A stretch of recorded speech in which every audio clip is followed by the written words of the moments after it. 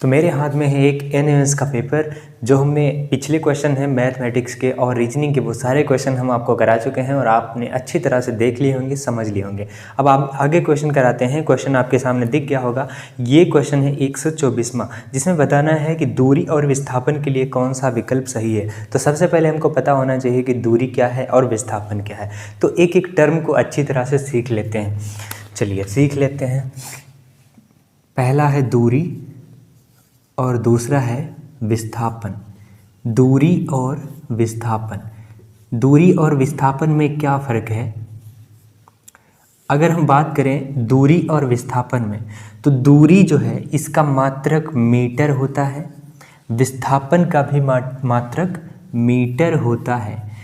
तो क्या सर जी ये दोनों एक ही चीज़ है? नहीं, एक ही चीज़ नहीं है, दोनों अलग अलग चीज़ें हैं। अगर कोई गतिमान वस्तु है वो एक स्थान से चलती है, घूमते घामते कहीं भी जा कर के वापस उसी स्थान पे आ जाती है, तो टोटल कितनी लंबाई उसने ट्रेवल की है उसको हम लोग दूरी कहेंगे। लेकिन विस्थापन कितना हुआ? जहाँ से चलना शुरू किया वहीं पे आ गया, तो विस्थापन कितना हुआ? 0। विस्थापन में दूरी यानी कि लंबाई और दिशा दोनों होती हैं, परिमाण और दिशा दोनों होते हैं। दूरी में दिशा नहीं होती, केवल परिमाण होता है। जैसे मान लो ये व्यक्ति है कोई, यहाँ से चलना स्टार्ट किया, ये गया 1 मीटर, फिर वापस यहाँ गया ये 2 मीटर, फिर वापस ये आ गया यहाँ पर 3 मीटर। ठीक है, मान लेते हैं 3 मीटर है तो नहीं, लेकिन ये दूरी जो मान लेते हैं यहाँ से यहाँ तक ये दूरी है तुम्हारा 5 मीटर। मान लेते हैं थोड़ी देर के लिए यहाँ से यहाँ तक ये दूरी है 5 मीटर। तो दूरी कितनी है? यहाँ से अगर ये व्यक्ति यहाँ गया है तो दूरी कितनी चली है? 1, 2 और 3, 3, 2, 5 और 1, 6। दूरी कितनी चली है इसने? 6। और विस्थापन कितना है? तो प्रारंभिक बिंदु और अंतिम बिंदु के बीच की सीधी सीधी दूरी कितनी है? 5। तो सीधी सीधी दूरी कितनी है? 5। तो विस्थापन कितना हो जाएगा? 5।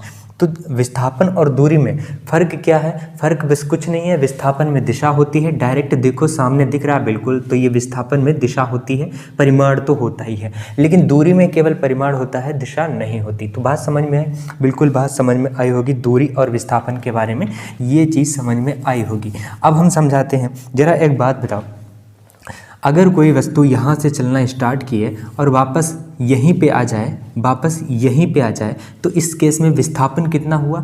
तो जवाब आएगा 0। लेकिन दूरी तो 0 नहीं होगी, क्योंकि जहाँ से चलना स्टार्ट किया ये काउंट करेंगे, ये जोड़ेंगे, ये जोड़ेंगे, सब जोड़ेंगे तब जाके हमें दूरी मिलेगा। तो बात समझ में आई? अगर कोई गतिमान वस्तु चलती है तो वो दूरी कभी भी 0 नहीं हो सकती। अगर दूरी चलती है, गतिमान वस्तु कोई भी चलती है, गतिमान का मतलब चलने वाली वस्तु अगर चलती है तो दूरी कभी भी 0 नहीं होगी, लेकिन विस्थापन 0 हो सकता है। तो दूरी जो है अगर गतिमान वस्तु है तो 0 नहीं होगी, लेकिन विस्थापन 0 हो सकता है। ये दूसरी कंडीशन है। विस्थापन 0 हो सकता है, ये तुम्हारी क्या हुई? दूसरी कंडीशन है। इसमें दिशा होती है और परिमाण होता है। इसमें परिमाण भी होता है, इसमें परिमाण भी होता है और साथ ही साथ इसमें दिशा भी होती है। साथ ही साथ इसमें क्या?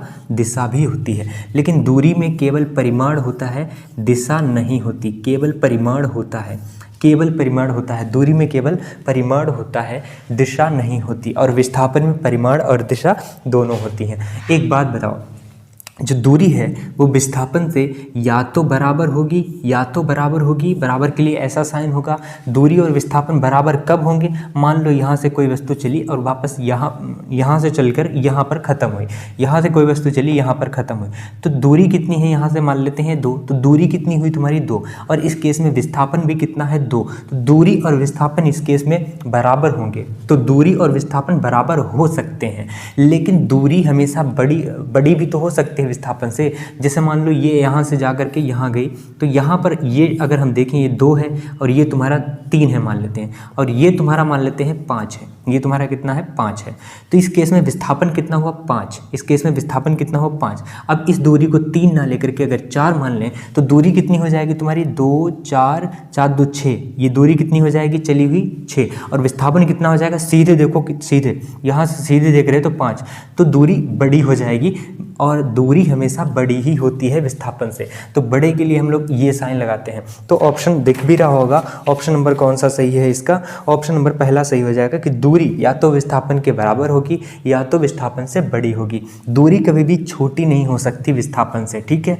तो ये चीज़ समझ में आई होगी। अब हम अगला क्वेश्चन समझाते हैं। यदि आपतन कोण परावर्तन कोण हो तो प्रकाश का कौन सा परावर्तन का नियम होगा। देखो ये चीज़ समझाने के लिए आपको परावर्तन का नियम आने चाहिए। परावर्तन के 2 नियम होते हैं, उन नियम को समझाने के लिए आपको परावर्तन का नियम आना चाहिए। जैसे मान लो तुम्हारे पास एक सरफेस है, अगर कोई सरफेस है इस तरह से अगर कोई सरफेस है जिसका ऊपर वाला सिरा कैसा है, चिकना, ये वाला सिरा कैसा है, चिकना। तो मान लेते हैं यहाँ से कोई लाइट इस पे पड़ती है, कोई लाइट ऐसे इस पे पड़ती है, कोई लाइट जो है इस पे ऐसे पड़ती है। तो यहाँ से पड़ने के बाद डायरेक्ट ये कहाँ जाएगी, तो सीधे ऊपर जाएगी, यानी इसका क्या हो जाएगा, सीधे परावर्तन हो जाएगा। तो कोई भी लाइट अगर परावर्तक तल से टकरा करके वापस उसी दिशा में लौट जाती है, उसी माध्यम में लौट जाती है वापस, तो इसे हम लोग प्रकाश का परावर्तन कहते हैं। क्या कहते हैं, प्रकाश का परावर्तन कहते हैं। और ये जो बिंदु है तुम्हारे यहाँ पर जहाँ पर पड़ती है, इसको हम लोग आपतन बिंदु कहते हैं। इसको हम लोग क्या कहते हैं, आपतन बिंदु कहते हैं, आपतन बिंदु कहते हैं। इसको हम लोग कहते हैं आपतन बिंदु। और जिस तल से ये टकरा करके वापस गई है लाइट, इस तल को हम लोग बोलते हैं परावर्तक तल, परावर्तक तल। इस तल को हम लोग बोलते हैं परावर्तक तल। बात समझ में आई। और जो लाइट आ रही है उसे हम लोग बोलते हैं आपतित किरण, उसे हम लोग बोलते हैं आपतित किरण, आपतित किरण, आपतित किरण, उसे हम लोग क्या बोलते हैं, आपतित किरण बोलते हैं, आपतित किरण बोलते हैं। और ये जो आपतित किरण टकराने के बाद वापस जा रही है, इसको हम लोग बोलते हैं परावर्तित किरण। इसको हम लोग क्या बोलते हैं, तो परावर्तित किरण बोलते हैं, परावर्तित किरण बोलते हैं। इसको हम लोग क्या बोलते हैं, तो परावर्तित किरण बोलते हैं। और ये जो परपेंडिकुलर हमने डाला है, इस तल पर कोई लाइन अगर परपेंडिकुलर खींचते हैं तो इसको हम लोग बोलते हैं अभिलंब। इसको हम लोग क्या बोलते हैं, अभिलंब बोलते हैं, अभिलंब बोलते हैं। इसको हम लोग क्या बोलते हैं, अभिलंब बोलते हैं। अभी जो आपतित किरण है और जो अभिलंब है, इनके बीच में एक कोण बनेगा जिसको हम लोग आई से डिनोट कर देते हैं थोड़ी देर के लिए। और ये जो अभिलंब है और जो परावर्तित किरण है, इसके बीच में भी एक एंगल बनेगा जिसको हम लोग थोड़ी देर के लिए आर से डिनोट कर देते हैं। तो रूल ये है कि आई जो एंगल बना है ये हमेशा आर के बराबर होगा, ये हमेशा आर के बराबर होगा। और ये कहता है परावर्तन का नियम। परावर्तन का नियम क्या कहता है कि अपवर्तन कोण, इसको हम लोग अपवर्तन कोण कहते हैं, और आर जो है वो तुम्हारा परावर्तन कोण है। तो अपवर्तन कोण परावर्तन के कोण के हमेशा बराबर होगा, ये तुम्हारा परावर्तन का नियम कहता है। तो ऑप्शन नंबर कौन सा सही हो जाएगा, तुम्हारा पहला ऑप्शन इसका सही हो जाएगा। बात समझ में आई। ये दूसरा क्वेश्चन भी अच्छी तरह से समझ में आया होगा। अब हम अगला क्वेश्चन करते हैं। अगला क्वेश्चन आपके सामने होगा, इसको जरा करो। इलेक्ट्रॉन होता है, तो इलेक्ट्रॉन क्या होता है, इलेक्ट्रॉन क्या होता है। देखो हर एक चीज़ परमाणु से मिलकर बनी होती है। अब परमाणु के बारे में यहाँ पे जानते हैं कि परमाणु क्या है। परमाणु, हर एक चीज़, दुनिया की कोई भी चीज़ हो वो परमाणु से मिलकर बनी होती है। और ये जो परमाणु हैं वो छोटे छोटे कणों से मिलकर बनी होती है, जिनको हम लोग इलेक्ट्रॉन्स, प्रोटॉन्स और न्यूट्रॉन्स कहते हैं। तो परमाणु के बारे में सीख लेते हैं। जैसे मान लो तुम्हारे पास ये परमाणु है, ये इतना बड़ा सा परमाणु है, और हर परमाणु के अंदर एक सेंटर होता है जिसको हम लोग नाभिक बोलते हैं। क्या बोलते हैं, नाभिक बोलते हैं, उसको हम लोग नाभिक बोलते हैं। इस नाभिक में 2 चीज़ें होती हैं, एक होता है प्रोटॉन जिस पर पॉजिटिव चार्ज होता है, और एक होता है न्यूट्रॉन जिस पर जीरो चार्ज होता है, जिस पर कोई भी चार्ज नहीं होता।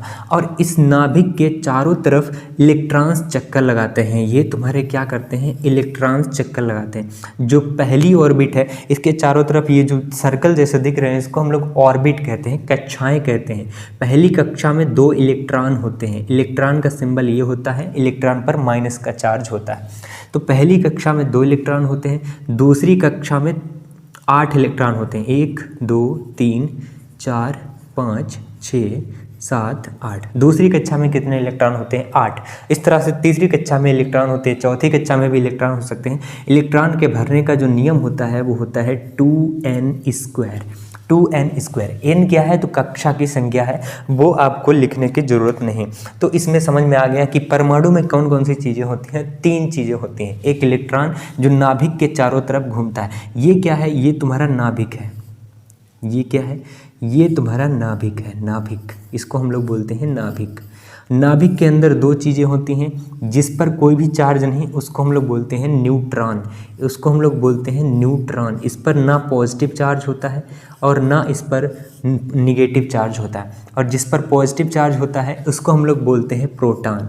उसको हम लोग क्या बोलते हैं? तो उसको हम लोग बोलते हैं प्रोटॉन। प्रोटॉन और न्यूट्रॉन केवल 2 ही नाभिक के अंदर होते हैं, बाकी इलेक्ट्रॉन नाभिक के अंदर नहीं होता। इलेक्ट्रॉन कहाँ होता है? तो नाभिक के बाहर होता है। इसको हम लोग क्या कहते हैं? इलेक्ट्रॉन। इंग्लिश में लिख देते हैं इलेक्ट्रॉन। ठीक है, समझ में आई चीज़ें? तो इसको हम लोग क्या कहते हैं? इलेक्ट्रॉन कहते हैं। तो परमाणु के अंदर 3 कौन से चीज़ें होती हैं? प्रोटॉन और न्यूट्रॉन, प्रोटॉन, न्यूट्रॉन और इलेक्ट्रॉन, ये तीनों चीज़ें होती हैं। ठीक है, हर परमाणु में एक केंद्र होता है, जिस केंद्र को हम लोग नाभिक कहते हैं। इस नाभिक में 2 चीज़ें होती हैं, एक प्रोटॉन और एक न्यूट्रॉन। प्रोटॉन पर पॉजिटिव चार्ज होता है, न्यूट्रॉन पर कोई भी चार्ज नहीं होता, इसलिए इसको उदासीन कहते हैं। इस नाभिक के चारों तरफ कुछ कक्षाएँ होती हैं। इन कक्षाओं की ऊर्जा फिक्स होती है और इन कक्षाओं में इलेक्ट्रॉन्स चक्कर लगाते हैं। प्रोटॉन पर पॉजिटिव चार्ज होता है, तो प्रोटॉन पर पॉजिटिव चार्ज होने के कारण इसको धनावेश कहते हैं। प्रोटॉन को धनावेश कहते हैं। इलेक्ट्रॉन पर नेगेटिव चार्ज होने की वजह से इलेक्ट्रॉन को ऋण आवेश कहते हैं। इलेक्ट्रॉन पर ऋण आवेश कहते हैं। ये चीज़ समझ में आई होगी। और इलेक्ट्रॉन की जो वैल्यू होती है उस वैल्यू को याद रखना, 1.6 × 10⁻⁻19 इसकी वैल्यू होती है कूलॉम। ठीक है, इलेक्ट्रॉन एक तरह का चार्ज है और चार्ज का मात्रक क्या होता है? कूलाम होता है। आवेश का मात्रक क्या होता है? कूलाम होता है। तो इलेक्ट्रॉन की वैल्यू क्या होती है? माइनस में होती है। अगर प्रोटॉन है तो प्रोटॉन प्लस की वैल्यू यही रहेगी। अगर प्रोटॉन है तो वैल्यू यही रहेगी, लेकिन यहाँ प्लस का हो जाएगा। और अगर इलेक्ट्रॉन है तो इसकी वैल्यू यहाँ ये रहती है और यहाँ पर माइनस का हो जाता है। बात समझ में आई? तो ये तुम्हारा हो गया इलेक्ट्रॉन। तो इलेक्ट्रॉन पर कौन सा चार्ज होता है? तो ऋण आवेशित होता है। ऑप्शन नंबर दूसरा तुम्हारा क्या हो जाएगा? एकदम सही हो जाएगा। ऑप्शन नंबर दूसरा क्या हो जाएगा? एकदम सही हो जाएगा। बात समझ में आई? अब हम अगला क्वेश्चन करते हैं, जो है 127वां। 127 में बोला है ऑडिबल रेंज क्या है? श्रव्य, क्या बोला गया है? श्रव्यता परास होती है। श्रव्यता परास का मतलब है सुनने योग्य, एक ऐसी ध्वनि जिसको इंसान सुन सकते हैं, इंसान ह्यूमन बॉडी सुन सकते हैं, उसको हम लोग बोलते हैं श्रव्यता परास। और सुनने की जो आवाज़ जो है, आवाज़ को हम लोग हर्ट्ज में मेजर करते हैं।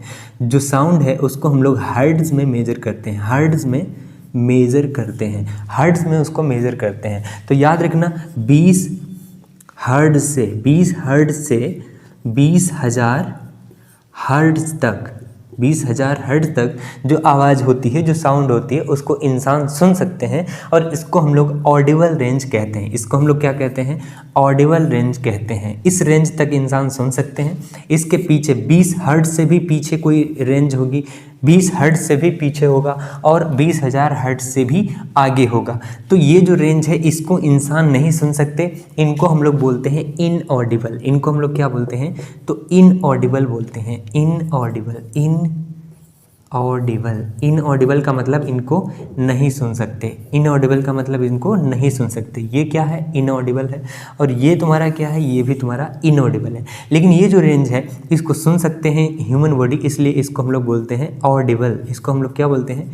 ऑडिबल बोलते हैं। ऑडिबल का मतलब सुनने योग्य। तो ये जो 20 हर्ट्ज से 20,000 हर्ट्ज तक जो साउंड होती है इसको ह्यूमन बॉडी सुन सकते हैं आराम से।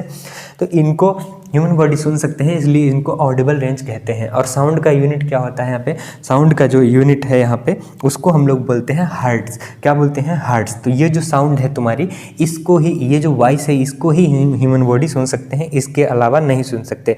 तो इसके अलावा नहीं सुन सकते तो कौन सुन सकता है? याद रखना, बिल्ली, चूहा, कुत्ता, तो ये तुम्हारे क्या हैं, कुछ ऐसे एनिमल्स हैं, चीता, शेर, ये कुछ ऐसे एनिमल्स होते हैं जिनको ये वाली रेंज सुनाई देती है, इंसानों को ये रेंज नहीं सुनाई देती। तो 127वां क्वेश्चन भी हो गया। अब 100 आगे बढ़ते हैं। आगे जो क्वेश्चन है इसको ज़रा देखो, आपके समझ में आ रहा है, कुछ नहीं आ रहा होगा। देखो यहाँ पे दो चीज़ें आपको समझनी है, लेंस और दर्पण। अच्छा, इसको बाद में बताते हैं, जब चैप्टर पढ़ाएंगे तब सिखाएंगे, अभी रहने दो, इसको छोड़ दो।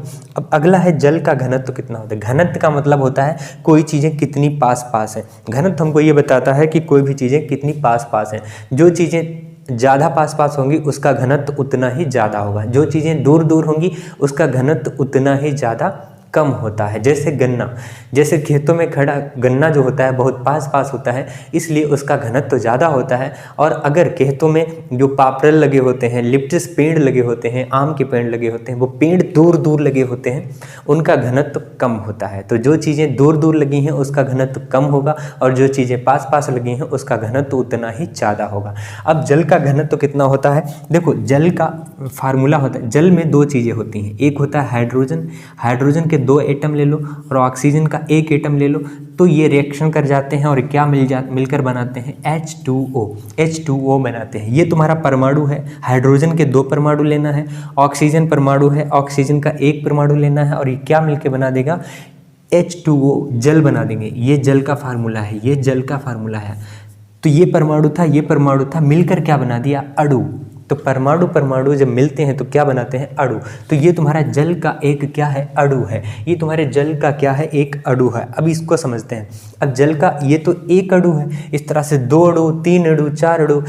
जल में एक अणु नहीं होते, बहुत सारे अणु होते हैं। तो ये जो अणु हैं, ये जैसे मान लो ये तुम्हारे पास टैंक है, ये तुम्हारे पास टैंक है, यहाँ भरा है पानी, यहाँ क्या भरा है, पानी। इस टैंक में तुम्हारे क्या भरा है, पानी। मान लेते हैं इस टैंक में तुम्हारे पानी भरा है।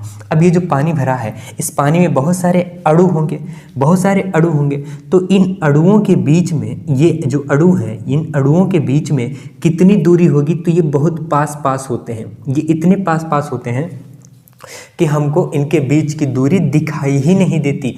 और ये जो अणु हैं आपस में चिपके रहते हैं। चिपके रहने का मतलब है इन अणुओं के बीच में आकर्षण बल होता है, लेकिन इतना भी ज़्यादा नहीं होता जितना ठोसों में होता है। जब ठोस, द्रव और गैस पढ़ाएंगे तब वहाँ पे समझाएंगे। बस इतना समझो कि जल का फार्मूला H2O होता है। और घनत्व कैसे निकालेंगे, जैसे मान लो ये तुम्हारे पास टैंक है, ये तुम्हारे पास टैंक है, ऐसा मान लेते हैं, ऐसा एक टैंक है, ठीक है।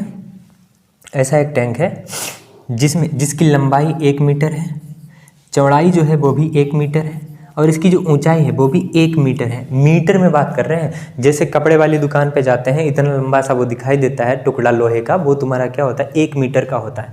तो 1 मीटर की लंबाई ले लो, 1 मीटर की चौड़ाई ले लो, और 1 मीटर की ऊंचाई ले लो। 1 मीटर की लंबाई, 1 मीटर की चौड़ाई, 1 मीटर की ऊंचाई ले लो, तो जो बनता है बक्सा, जो बॉक्स बनता है, उस बॉक्स में कितना पानी आएगा, तो उस बॉक्स में 1000 किलोग्राम पानी आ जाता है। कितना आ जाता है, 1000 किलोग्राम पानी आ जाता है। अब 1 मीटर, ये तुम्हारा क्या है, आयतन। तो आयतन निकाल सकते हैं। आयतन का फार्मूला क्या होता है, लंबाई गुणा चौड़ाई गुणा ऊंचाई। तो इन सब की गुणा कर देंगे, मीटर, तो तुम्हारा क्या हो जाएगा, मीटर की पावर 3 हो जाएगा। तो घनत्व, जल का घनत्व जो होता है 1000 किलोग्राम प्रति मीटर क्यूब होता है। इसका मतलब ये है कि 1 मीटर का अगर हम कोई बॉक्स लेते हैं जिसकी लंबाई भी 1 मीटर है, चौड़ाई भी 1 मीटर है, ऊंचाई भी 1 मीटर है, तो उस बॉक्स में कितना पानी आएगा, 1000 किलोग्राम पानी आएगा। ये चीज़ आपके समझ में आ गई होगी। अब हम आगे क्वेश्चन कराते हैं जो है 130 में बोला है गया है कि ध्वनि की चाल मैक्सिमम किस में होती है। ध्वनि की चाल मैक्सिमम किस में होती है, ये क्वेश्चन हमसे पूछा जा रहा है। इसमें आपको कुछ चीज़ें समझनी है, जैसे ठोस, और ये लास्ट प्रॉब्लम रहेगा, इसके बाद आगे कराएंगे। ठोस, द्रव, गैस और निर्वात। ये चीज़ें आपको समझनी है कि आखिरकार ये चीज़ें क्या हैं और कैसे काम करती हैं। देखो, अगर हम ठोस की बात करते हैं तो हर एक चीज़ जिसके पार्टिकल पास पास होते हैं, जैसे कि यहाँ पे ये बोर्ड दिखाई दे रहा है, ये हमारे पास मार्कर है, ये किस कैटेगरी में आते हैं, तो ये ठोस की कैटेगरी में आते हैं। ठोस की एक प्रॉपर्टी ये होती है कि इसका जो आयतन है वो फिक्स रहता है। आयतन फिक्स रहता है। आयतन का मतलब है जितना इसमें मान लेते हैं कितना वाटर आएगा, इसमें कितनी स्याही आएगी, उस स्याही का जो वैल्यू है, उस स्याही की जो वैल्यू है वो सेम रहेगी। यानी कि आयतन क्या रहेगा, सॉलिड का जो ठोस का जो आयतन होगा वो कैसा रहेगा, वो एकदम फिक्स रहेगा, वो बदलने वाला नहीं है। लेकिन एक बात बताओ, ये मेरे पास मार्कर है, क्या इसके साइज को हम बदल सकते हैं?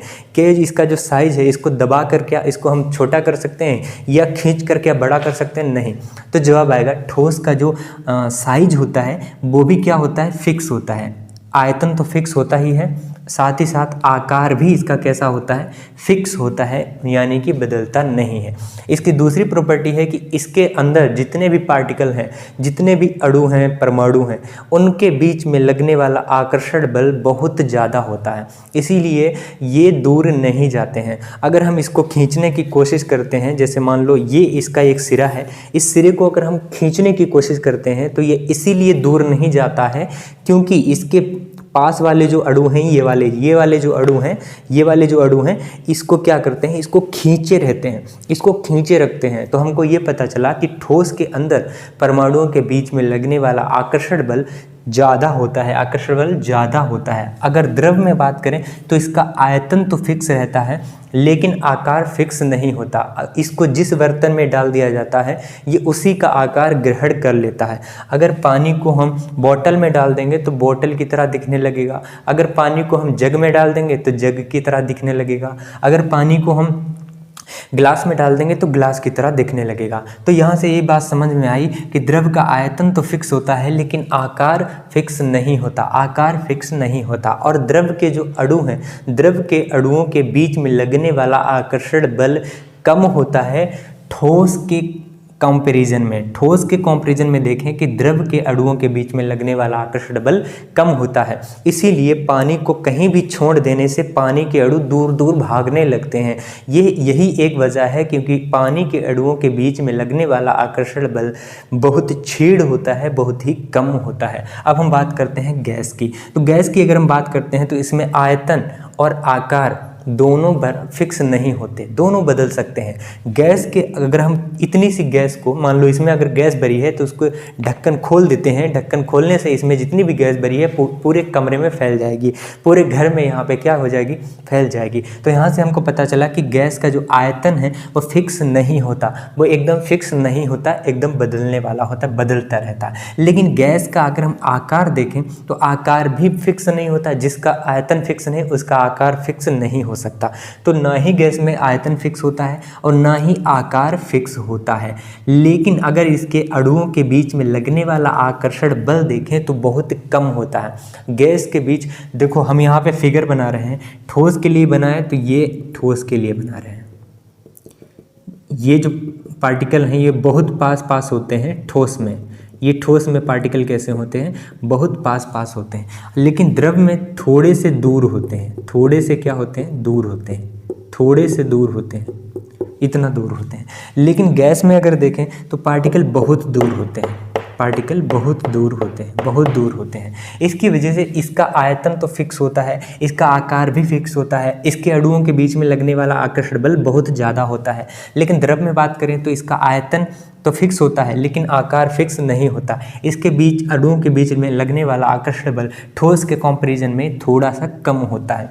और अगर हम गैस की बात करें तो इसका ना ही आकार फिक्स होता है, ना आयतन फिक्स होता है, और इनके अणुओं के बीच में लगने वाला आकर्षण बल बहुत कम होता है, यानी कि जीरो के बराबर मान सकते हैं, नगण्य मान सकते हैं। अगर इसको कमरे में छोड़ दिया जाए तो ये पूरे कमरे में फैल जाएगी। ये इसका कारण यही है क्योंकि ठोस के अणुओं के बीच में लगने वाला आकर्षण बल बहुत कम होता है, एकदम जीरो के बराबर होता है। अब ये चौथी चीज़ है निर्वात, इसको समझ लेते हैं। निर्वात क्या है, तो ये निर्वात में पार्टिकल नहीं होते। एक ऐसी जगह जिसमें पार्टिकल नहीं है, जिसमें माध्यम ही नहीं है।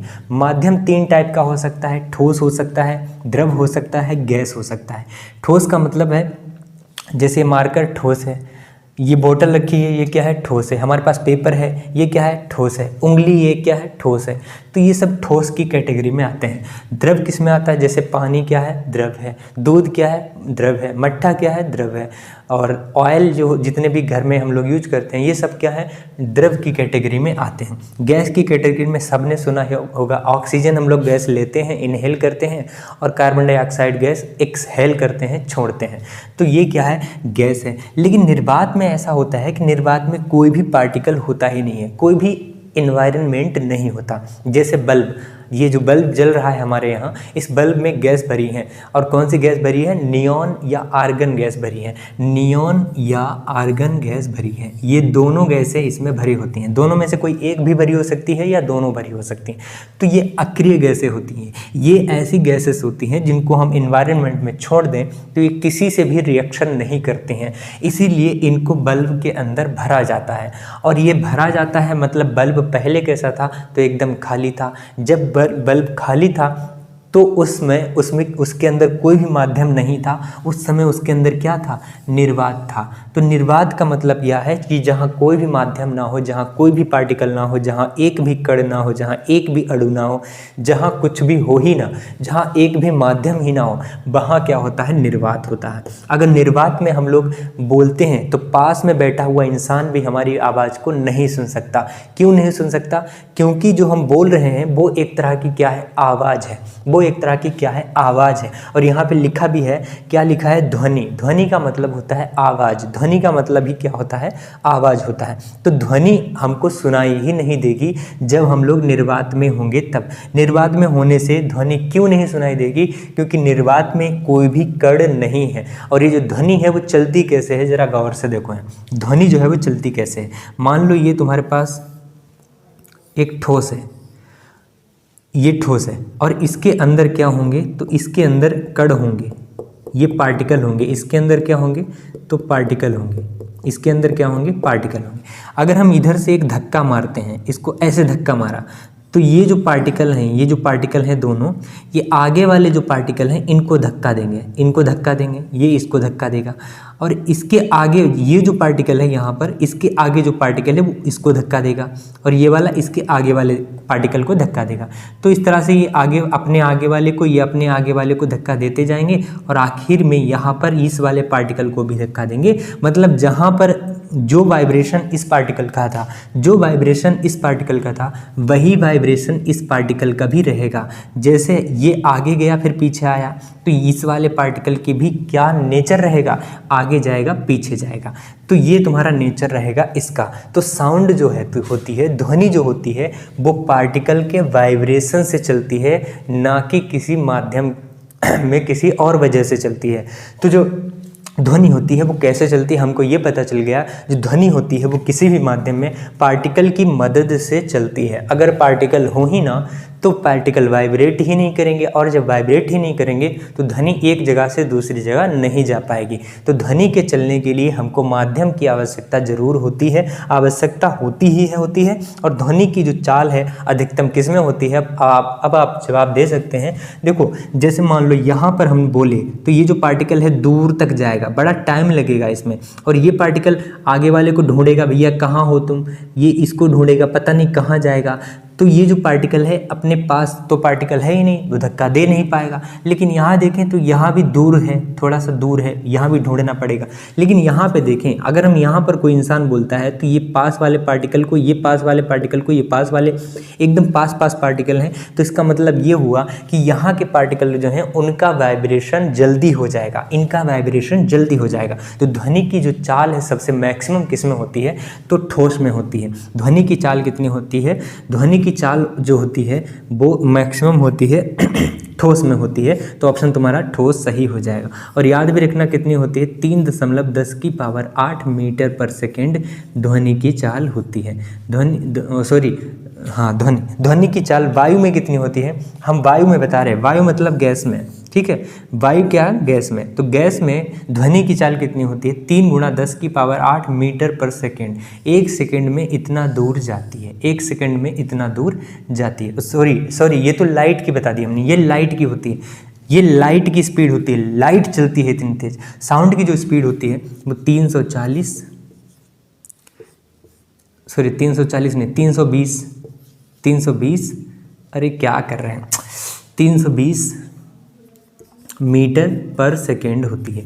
ये तुम्हारी ध्वनि की चाल होती है, ये तुम्हारी लाइट की स्पीड होती है। तो यहाँ से एक बात समझ में आई कि ध्वनि की जो चाल है वायु में 1 सेकेंड में 320 मीटर जाती है, लेकिन प्रकाश की चाल, ये प्रकाश है, प्रकाश की चाल 1 सेकेंड में इतनी जाती है। तो किसकी स्पीड ज़्यादा होगी, कमेंट बॉक्स में बताओ। ध्वनि की स्पीड ज़्यादा है या प्रकाश की स्पीड ज़्यादा है? ध्वनि यानी कि साउंड की स्पीड ज़्यादा है या लाइट की स्पीड ज़्यादा है? ज़रा कमेंट बॉक्स में इसका जवाब दो। तो ये चीज़ें आपके समझ में आई होंगी, हम उम्मीद करते हैं। 130 क्वेश्चन हमने सारे करा दिए हैं, अच्छी तरह से आपके समझ में आए होंगे। अब आपको आना है, बस एक दिन और आना है, उसके बाद सीधे 10 तारीख को आना है। 10 तारीख को ऑफलाइन क्लास चलेंगी, ठीक है, लैब में, और यहाँ पर एक क्लास लेते जाएंगे। इस तरह से अगर टाइम मिलता है तो ले लेंगे, बाकी ज़रूरी नहीं है, ठीक है।